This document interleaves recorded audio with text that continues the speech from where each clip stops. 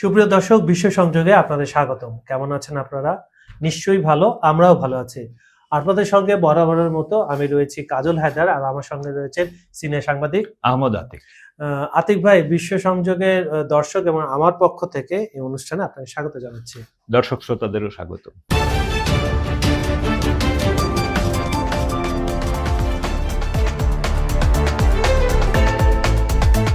সুপ্রিয় দর্শক, আপনারা জানেন গত 48 ঘন্টার মধ্যপ্রাচ্য প্রায় আগুনের একটা কুণ্ডলী হয়ে গেছে। আগ্নেয়গিরির মতো বিস্ফোরণ ঘটতেছে মধ্যপ্রাচ্যের সব জায়গায়। মুহুর্মুহু আক্রমণ, পক্ষ বিপক্ষ।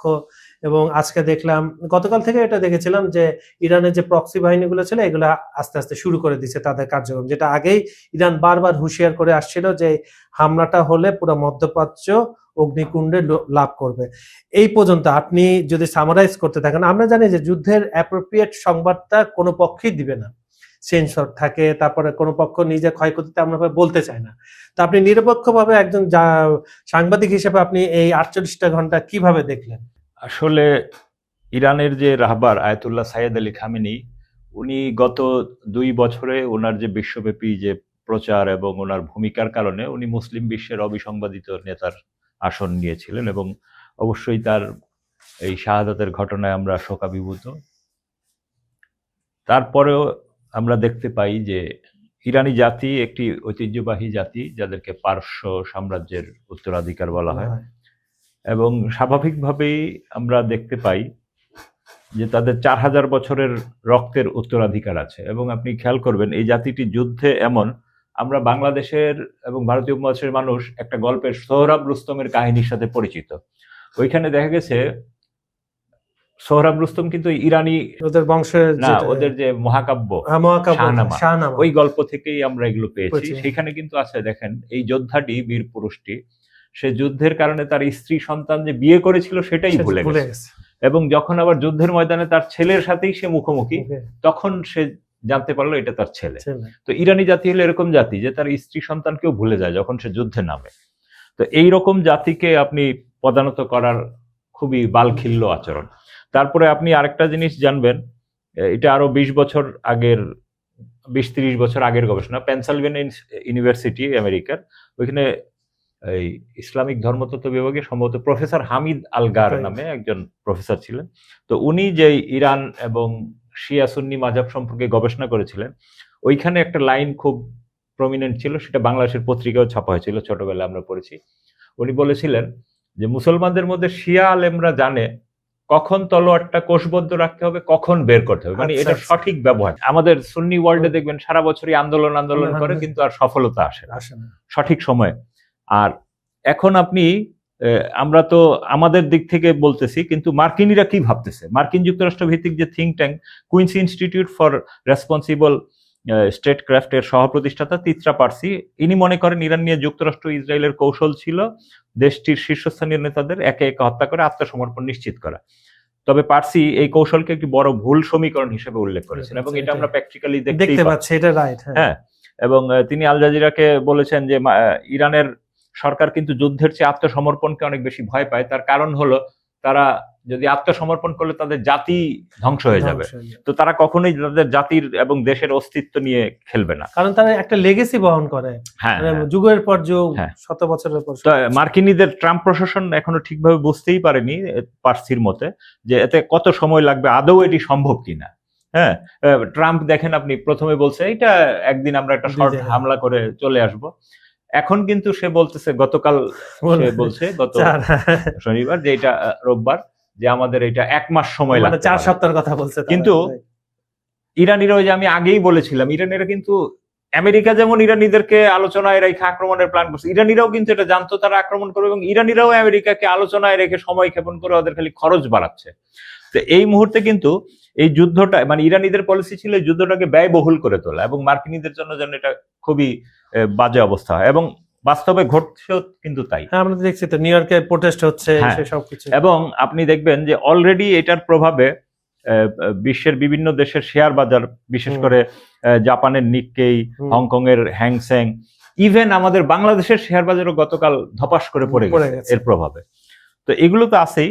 তারপরে আরেকটা জিনিস খেয়াল করবেন, ইরানের পক্ষ থেকে আমি আজকে সকালে দেখতে পেলাম যে তাদের যে খাতামুল আম্বিয়া বিমান ঘাঁটি, যারা সবচেয়ে বেশি আক্রমণ চালাচ্ছে, তারা বলছে যে তারা তাদের এইসব হামলায় 560-এর বেশি মার্কিন সেনা নিহত হয়েছে এবং হতাহতের আরো পরিমাণ। এবং তারা আবারও নিশ্চিত করেছে তারা যেহেতু প্রায় 15টি দেশে মার্কিন ঘাঁটিতে হামলা করেছে, যদিও এইসব আমাদের আরব দেশগুলো বলছে যে হামলা কেন করলো, তারা ইরানি মিসাইল এবং ড্রোন প্রোটেক্ট করছে, কিন্তু বাস্তবতা হলো ইরানিরা যে বারবার বলছে যে আমরা শুধুমাত্র ওইসব দেশে মার্কিন সামরিক ঘাঁটি, মার্কিন স্থাপনায় আক্রমণ করছি, এবং যেগুলো যে বিভিন্ন হোটেল টোটেলে আমরা দেখতে পাচ্ছি এইসব জায়গায় সিআইএ এবং মোসাদের লোকজন এসে আত্মগোপন করেছিল বা ঘাঁটি গেড়েছিল, তারা ওইসব জায়গাগুলো চক আউট করে।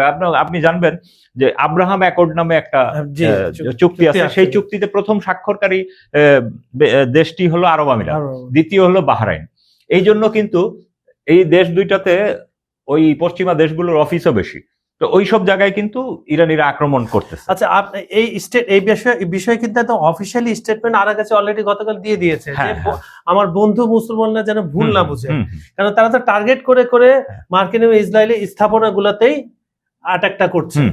এবং আপনি আরেকটা অদ্ভুত ব্যাপার দেখবেন, পশ্চিমারা মুখে মানবাধিকারের কথা বললেও বাস্তবে কিন্তু তাদের মানবাধিকারের তিল মাত্র নেই, কারণ তারা প্রথম দিনই একটা স্কুলে হামলা চালিয়েছে এবং সেখানে এখনো পর্যন্ত 160 জনের বেশি শিশু নিহত হয়েছে, মানে ছাত্রছাত্রীরা ছিল, এবং সবই খুবই বাচ্চা, মানে যাদের বয়স 7-8-এর নিচে। তো আপনি খেয়াল করবেন যে পশ্চিমা যুদ্ধের লক্ষ্যটা কি, আপনি আফগানিস্তানে দেখেন, ইরাকে দেখেন, সোমালিয়ায় দেখেন, ভিয়েতনামে দেখেন, মার্কিনীরা এবং পশ্চিমীরা প্রথমে কি করে, এরা সব সময় জানে যে এরা কখনোই, এদের ইতিহাস যুদ্ধ জয়ের ইতিহাস নাই, এরা হলো টেরর তৈরি করে। এরা করে কি, সাধারণ মানুষ এবং শিশুদেরকে হত্যা করে, এরা করে কি অন্যদের মধ্যে টেরর ছড়ায় দেয়, এই আমাদেরকে কিছু করলে আমরা কিন্তু তোমাদের মানুষ মারবো।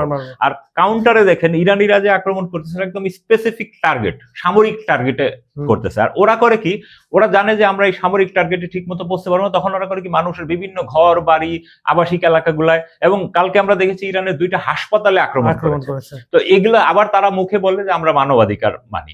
আচ্ছা, আমি আপনাকে একটা টেকনিক্যাল কোশ্চেন করি।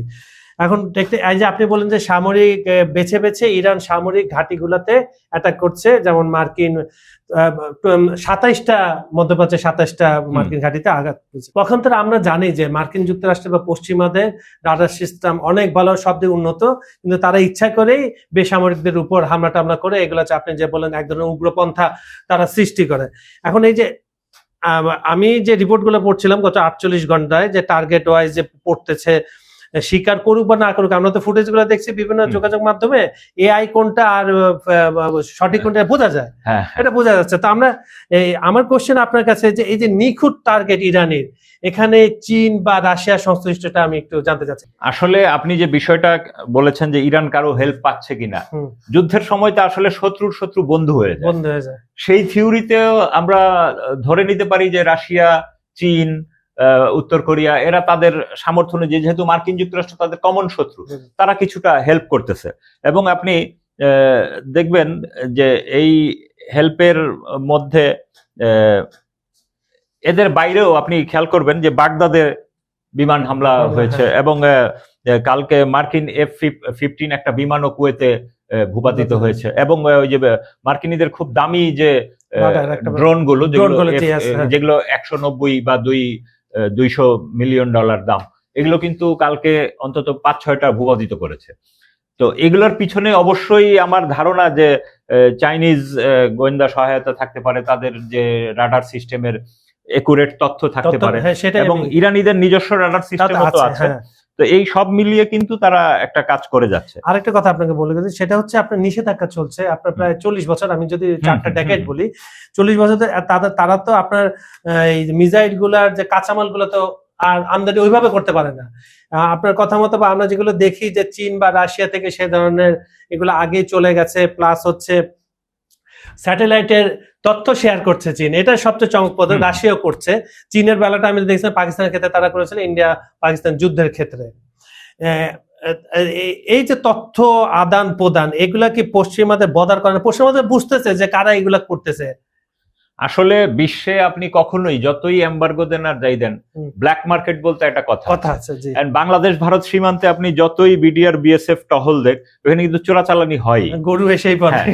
আর ইরান কিন্তু বহু দেশ, ইরানের একদিকে আছে আজারবাইজান, একদিকে আর্মেনিয়া, তারপরে আপনার পাকিস্তান, আফগানিস্তান, উজবেকিস্তান, এরকম বিভিন্ন দেশ আছে, যার ফলে আপনি ওই এমবার্গো দিয়ে এগুলো ঠেকিয়ে রাখতে পারবেন না স্থল পথে বা কোনো না কোনো ভাবে এইসব কাঁচামাল। তারপরে ইরানিদের প্রযুক্তি হলো খুব কম দামের, ওরা এই জিনিসটার উপরই গবেষণা করছে যে খুব কম খরচে কিভাবে কিছু বানানো যায়। যেমন আমি পত্রপত্রিকার তথ্য মাধ্যম যেটা দেখি, যে তারা ওই যে ফিলিস্তিনের যে একটা গ্রুপ যারা ইসরায়েলের সাথে যুদ্ধ করলো, তাদেরকে যে রকেট বানানোর প্রযুক্তি ওরা শিখেছে। আমি বললাম, পরে দেখলাম যে আমরা সাধারণত রকেটে লোহা ইউজ করি, তা যেহেতু ইসরায়েল ওই অঞ্চলে কোনো লোহার জিনিসপত্র ঢুকতে দেয় না, তারা কি করেছে, ওই যে আমাদের যে স্যানিটারির যে প্লাস্টিকের যে পাইপ গুলো আছে এগুলো নিয়ে গেছে, ওই পাইপ দিয়ে তারা রকেট বানায় ফেলছে। তার মানে এটা হলো একটা মানে বুদ্ধিমত্তার সাথে কাজ পরিচালনা করা, মানে এটা আছে। আমি দর্শকদের কমেন্টে যাব, তার আগে আমি আপনার কাছে একটা প্রশ্ন ছুড়ে যাই। এখন পর্যন্ত ছোট ছোট ক্ষুদ্র ঘটনাগুলো আপনি একটু দর্শকদের একটু জানাবেন, তারপরে আমি আবার বিশ্লেষণে যাব। সুপ্রিয় দর্শক, আপনাদের প্রচুর কমেন্ট আমাদের অনুষ্ঠানে আসছে, সেজন্য আপনাদের ধন্যবাদ। আমি আজকে আতিমের কাছে পারমিশন নিয়েই আপনাদের কমেন্ট একটু বেশি পড়তে চাই। আসলে আমাদের সময় সংক্ষিপ্ত থাকে, তো আমি ম্যানেজ করেছি কোনোভাবে পড়ার জন্য। আরো রয়েছে কমেন্ট, কিন্তু সবগুলো তো আসলে পড়া সম্ভব না। আজকের অনুষ্ঠানে প্রথম দর্শক বলছেন বিল্লাল হাসান, উনি বলছেন আপনাদের কথা খুব ভালো লাগে, ধন্যবাদ আপনাকে, পুরো ভিডিওটা দেখবেন আর শেয়ার করবেন, এটা অনুরোধ। এমডি রবিউল উনি একই কথা বলেছে। সাইদুল আমিন বলতেছেন ধন্যবাদ আপনাকেও। এমডি ইদন মিয়া উনিও ধন্যবাদ জানিয়েছেন। নুরুল ইসলাম বলছেন আলহামদুলিল্লাহ। এমডি মনসুর বলছেন ইনশাআল্লাহ এই যুদ্ধে ওরা হেরে যাবে, ওরা বলতে ইসরায়েল এবং মার্কিন যুক্তরাষ্ট্রের কথা বলেছেন। এরপরে আছেন মোহাম্মদ আলী, উনি বলছেন ইনশাআল্লাহ আলহামদুলিল্লাহ ইউ ইরান ইয়েমেন, উনি ইউ ইরানের সাপোর্টার। উনি আসলে মুসলিম বিশ্ব, আপনি যদি একটু দেখেন যে অনেক তো মুসলিম বিশ্বের নেতা আছে। আমরা মাঝে মাঝে দেখতাম এক সময় যে ফিলিস্তিনের উপরে কোনো ধরনের জুলুম হলে আপনার এই তার্কির প্রেসিডেন্ট এরদোগান মাঝে মাঝে কথা বলতেন, উনি এখন অনেক টেকনিক্যাল হয়ে গেছেন, তার নিজের দেশের সমস্যা আছে। কিন্তু একটা লোক, আপনি রাহাবাজ আলী খামিনির কথা বলেন, একটা লোক সব সময় এই পাশ্চাত্যের অন্যায়ের বিরুদ্ধে, উনি কিন্তু দেশের মানুষের বিরুদ্ধে যাননি, এই শাসন ব্যবস্থার বিরুদ্ধে সব সময় কথা বলে এসে মুসলমানদের এক অলিখিত নেতা হয়ে আসছিলেন। এবং অনেকে ভাবছে, এটা আমার বলা ঠিক হবে কিনা, অনেকে ভাবছে যে আয়াতুল্লাহ খামেনি চলে গেছে, রেজিম ভাঙবে না, বরঞ্চ আরো ওরা শক্তিশালী হবে, কারণ উনি মারা যাওয়ার পর আদর্শটা তো ছড়িয়ে গেছে, আদর্শটাই তো মূল জিনিস। ধন্যবাদ আপনাকে। রেজাউল হালদার উনি লিখছেন দাদা কিরান জেনারেল স্টোর, উনি দেশে বাইরে থেকে দেখেন, ধন্যবাদ আপনাকে, দেশের বাইরে বেশি বেশি করে আমাদের এই অনুষ্ঠানটা দেখবেন। তারপরে হচ্ছে মৌলানা দেলোয়ার হোসেন লিখছেন এই যুদ্ধে ইরান জয় করবে ইনশাল্লাহ, ধন্যবাদ আপনাকে। হৃদয় বড়ুয়া লিখছেন ইরান ইজ ভেরি গুড, ধন্যবাদ। নুন নবী লিখছেন চীনের ভূমিকা কি হতে পারে কিছু বলবেন? আমরা অলরেডি বলেই ফেলেছি চীনের ভূমিকাটা, আসলে তো প্রত্যক্ষভাবে কেউ যাবে না, সব যাবে, চীন যদি জড়িয়ে পড়ে তাহলে এটা বিশ্বযুদ্ধ হয়ে যাবে, আর চীনের মাথায় তো তাইওয়ান রয়েছে, তাই এখান থেকে যখন পকেট ওয়াইজ যত সাহায্য করার দরকার করছে এবং অলরেডি করে ফেলেছে। এটা আরো যুদ্ধটা যদি আমরা চাই না, আরো সময় যাক, গেলে আরো ব্যাপারগুলো স্পষ্ট হয়ে আসবে। এডি সিদ্দিক উনি লিখছেন থ্যাঙ্কস আপনাকে ধন্যবাদ আমাদের অনুষ্ঠানটা দেখার জন্য। সিদ্দিকুর রহমান বলছে কি আনন্দ কেন বাড়ির কাছে একটা ভিয়েতনাম এখন উনি যে চাচ্ছেন যে চীন যেন ভিয়েতনামে, এটা হবে আজ না হোক কাল। মার্কিন বিশেষজ্ঞরা বলছে 2027 থেকে 30-এর মধ্যে, কিন্তু এখন আরো তাড়াতাড়ি এটা হতেও পারে। শাকিল খান লিখছেন ইরান জিন্দাবাদ, আল্লাহ পাক ইরানিদের হেফাজত করুন, ধন্যবাদ আপনাকে। মহিবুল্লাহ লিখছেন ইরান আমেরিকার যুদ্ধ শুরু হওয়ার পর বাংলাদেশের উপর অর্থনৈতিক কোনো প্রভাব পড়বে কিনা, এটা আমরা জানি, তারপর একটু শর্ট করে বলেন।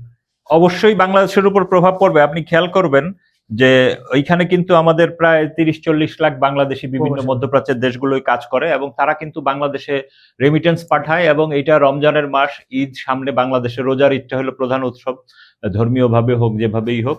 তো তারা কিন্তু এখন এই মাসে বেতনটা কোনো ঝামেলা হয় কিনা রেমিটেন্সের ধাক্কা, এবং আমাদের গত শনিবারই আমাদের 54টা ফ্লাইট অফ ছিল, মিডল ইস্টে কেউ যেতে পারছিল না, আসতে পারছিল না, আমাদের একজন ক্রিকেটার আটকে পড়েছিল, তাকে জরুরি ব্যবস্থায় মুশফিককে ফিরিয়ে আনা হয়েছে। তো এইরকম প্রভাব তো অবশ্যই আমাদের পড়বে। আচ্ছা, আজকের অনুষ্ঠানে সর্বশেষ দর্শক উনি লিখছেন, এমডি কাকুনি লিখছেন, আমি ঢাকা উত্তরা থেকে দেখছি রাশিয়া হলো স্বার্থপর, সে হলো ব্যবসায়ী, তাকে বিশ্বাস করা যায় না, তবে চীনকে বিশ্বাস করা যায়, যদিও সরাসরি চীন যুদ্ধে না নামে তারপরে সে সহযোগিতা করবে, এতে কোনো সন্দেহ নাই, কিন্তু রাশিয়া নিচে নিচে হাত করবে আমেরিকার সাথে, রাশিয়া কখনো বিশ্বাস করা যায় না, সাবেক 12 দিনের যুদ্ধে তখনই।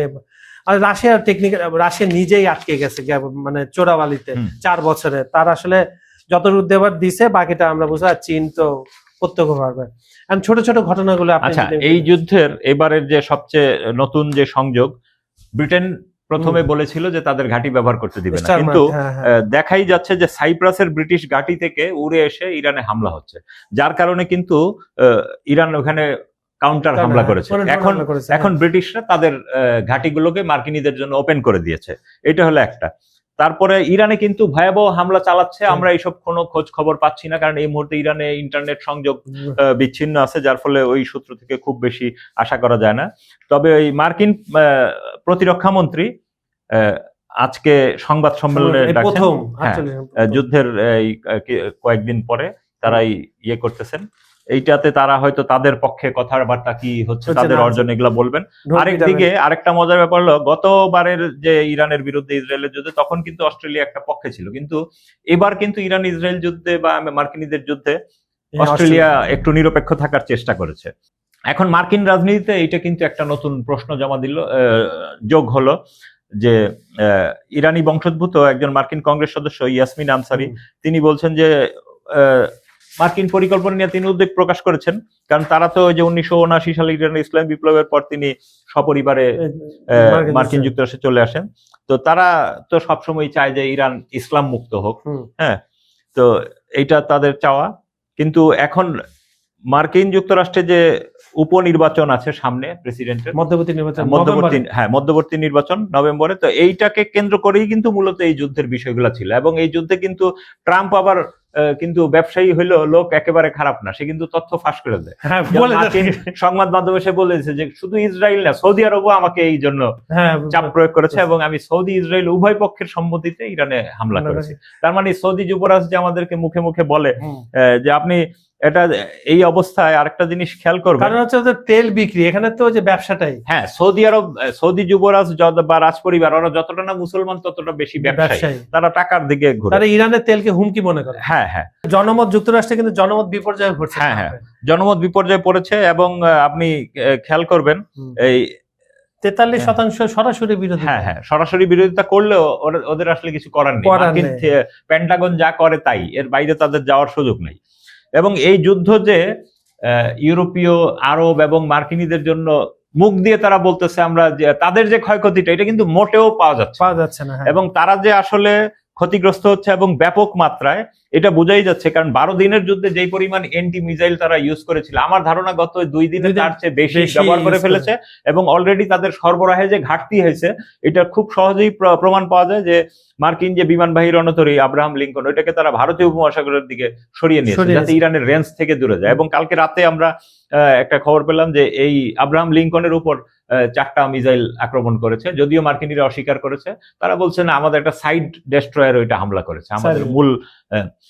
এবং তারা যে আসলে এখন অসহায় হয়ে পড়েছে, আবার অসমর্থিত সূত্রে আমরা এগুলোও দেখতে পাচ্ছি যে মার্কিনীরা এখন ইটালির মাধ্যমে মধ্যস্থতা করে একটু যুদ্ধবিরতি চাচ্ছে, কিন্তু ইরানিরা সরাসরি বলেছে তারা এই মুহূর্তে কোনো যুদ্ধবিরতিতে যাবে না। এবং এই মার্কিন ইসরায়েল জোটের আরেকটা বিষয় হলো যে সাইপ্রাস বা বিভিন্ন ঘাঁটি থেকে মার্কিন বা ইসরায়েলি বিমান কোনটা উড়ে আসছে এটা কিন্তু আপনি ট্র্যাক করতে পারবেন না, কারণ তারা সবই ওই ইসরায়েলের কালার করে দিয়েছে বিমানগুলোকে। এবং তাদের যে খুবই অস্ত্র সংকটে পড়ে যাচ্ছে, এর প্রমাণ হলো ফ্রান্সকে তারা রিকোয়েস্ট করছে এবং ফ্রান্স তাদের বিমানবাহী রণতরীকে ভূমধ্যসাগরের দিকে পাঠাচ্ছে। এটাই হলো মূল কারণ।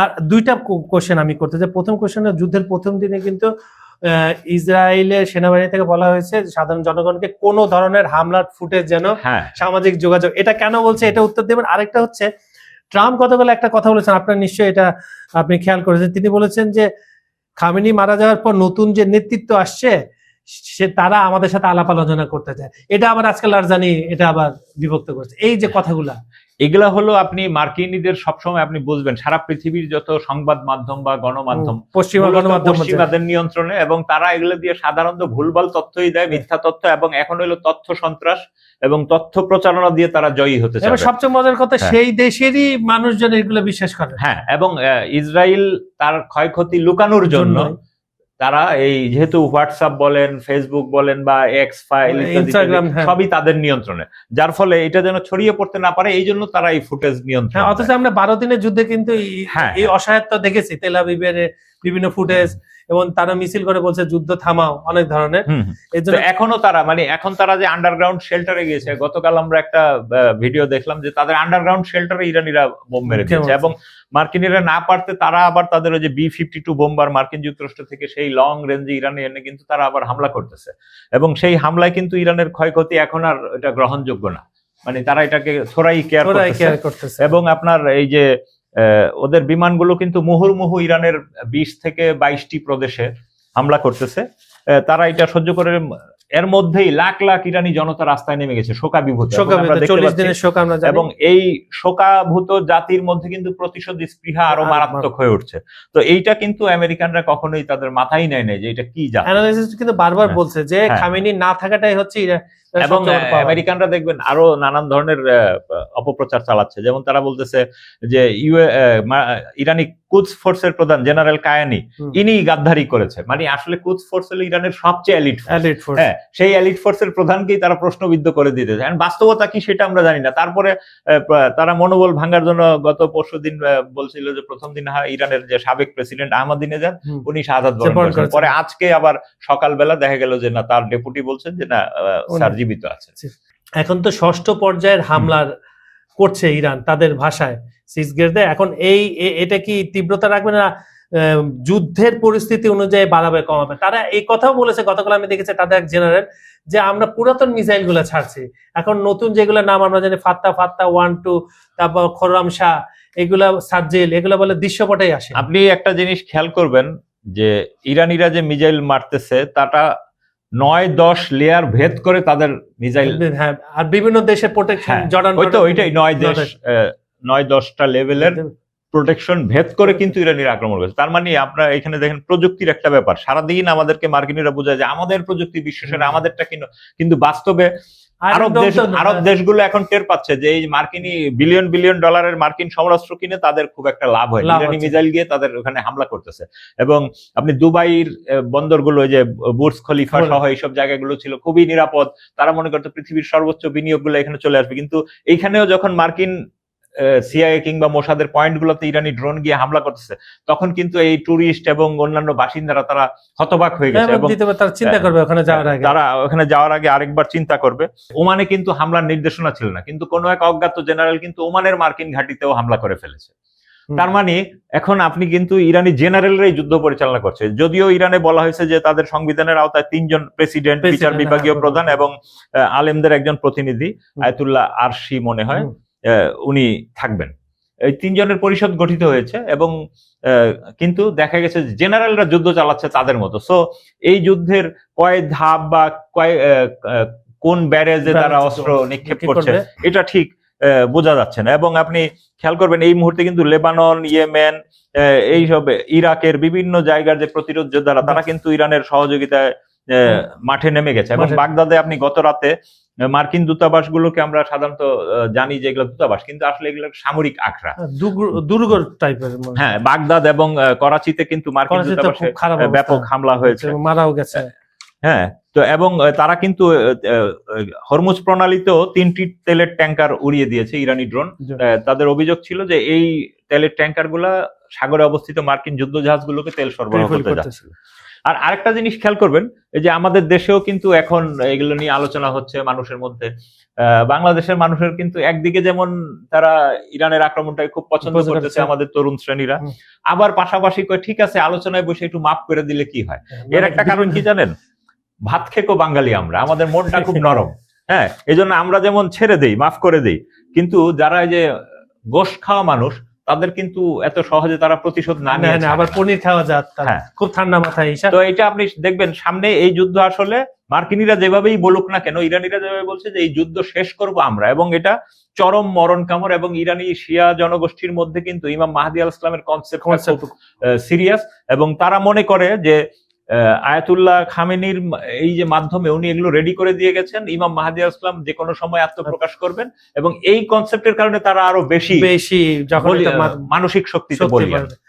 সুপ্রিয় দর্শক, আপনারা দেখেছেন যে এই যে যুদ্ধের সময় বিভিন্ন ক্ষেপণাস্ত্র আকাশ চিরে যাচ্ছে, উল্লাস করছে, খুব সুন্দর দৃশ্য। আসলে যুদ্ধটা কারোর জন্যই কাম্য নয়, সাধারণ মানুষই মরে, শত্রুপক্ষের হোক নিজ পক্ষের হোক। কিন্তু একটা জাতির উপরে যখন একটা আক্রমণ হয়, তাকে তো আত্মরক্ষার জন্য তার ব্যবস্থাটা অ্যাক্টিভ করতেই হবে। তখন তার এই জন্য আমরা সবসময় বলি, সবাই বলে যুদ্ধটা বেস্ট ওয়ে না, সবচেয়ে বেস্ট ওয়ে হচ্ছে আলোচনা। কিন্তু আমরা এখানে দেখলাম কি আলোচনার নামে দীর্ঘ নাটক হলো, পশ্চিমারা নাটক করলো, ইরান চাল দিল, ইরানকে তো বাঁচতে হবে, কারণ ইরানকে নিষেধাজ্ঞা দিয়ে রেখেছে বছরের পর বছর। সে একভাবে তার রেজিমটা তৈরি করছে, এটা ভাঙার চেষ্টা হচ্ছে। ইরানের জনগণই ঠিক করুন না যে সেখানে কোন সরকার আসবে, বাইরে থেকে তো চাপিয়ে দেওয়ার এখানে কোনো দরকার নেই। তো আমরা আশা করি যে দ্রুত এই যুদ্ধটা শেষ হবে, যদিও লক্ষণ নাই, কিন্তু আশা করতে, কেন যত দীর্ঘ হবে মানুষের ক্যাজুয়ালিটি তত বাড়বে। আর এবং আপনি আমি এই অনুষ্ঠানটা দেখছি, আমরা ঢাকা থেকে দেখছি বা বাংলাদেশে যে কোনো, আমাদের উপরে এফেক্টটা আসবে। আপনি বাজারে যাবেন, তেলের দাম কোন পর্যায়ে চলে যাবে, শাকসবজি থেকে শুরু করে সব প্রত্যেকটা জিনিসের দাম বাড়বে। এমনিতেই রমজান আসলে আমাদের এখানে জিনিসপত্রের দাম বেড়ে, আমাদের ব্যবসায়ীরা উৎপেতে থাকে। তারপরে যদি যুদ্ধটা, এটা আসলে আমরা সবাই দোয়া করি, প্রার্থনা করি যে যে ধর্মের হোক না কেন, যে যুদ্ধটা, এই যে সংঘাতটা দ্রুত শেষ হয়ে যায়। আর আমাদের অনুষ্ঠানটা আপনারা যারা দেশে বাইরে থেকে দেখছেন, কোথা থেকে দেখছেন জানাবেন। আর বিশেষ করে মধ্যপ্রাচ্যে যারা থাকবেন, আমাদের তো বলার নাই, তারপর আপনার যতটুকু পারবেন নিরাপদে থাকবেন। একজন বুলেট বা ক্ষেপণাস্ত্রের গায়ে লেখা থাকে না যে অমুক জায়গায় আঘাত করবো, আঘাতটা আসলে আপনার গায়েও আসতে পারে। তাই নিরাপদে চলাচলা করবেন, আপনাদের জন্য দোয়া রইল। আর সবাই ভালো থাকবেন, নিরাপদে থাকবেন, আর আমাদের অনুষ্ঠানগুলো ফাঁকে ফাঁকে দেখে নেবেন। ধন্যবাদ সবাইকে।